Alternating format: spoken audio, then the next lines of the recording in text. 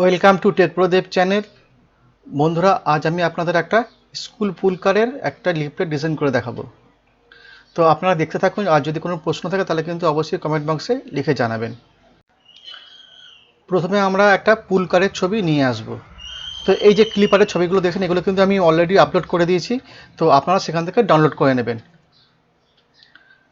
এই যে পুলকারের ছবিটা আপনারা দেখতে পাচ্ছেন, এটাকে কিন্তু আমরা ফ্রেম হিসাবে ইউজ করবো, অর্থাৎ এটাই একটা বর্ডারের কাজ করবে। ডিজাইনটা কিন্তু খুবই ইজি, আর আপনারাও কিন্তু এটা করতে পারবেন।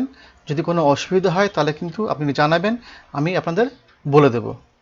তো এই ভেতরটা আমাদের সাদা করার জন্য কিন্তু আমরা ইউজ করবো হচ্ছে ফ্রি হ্যান্ড টুল।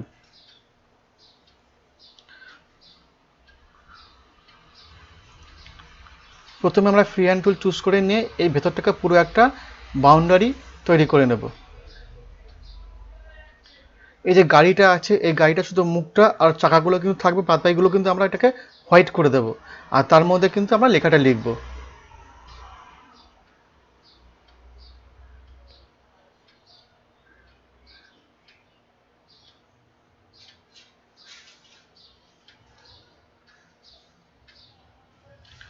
এই জায়গাগুলোকে আমরা একটু কী করবো, কার্ভ করে নেব, যাতে আমরা পুরো এরিয়াটা পেতে পারি।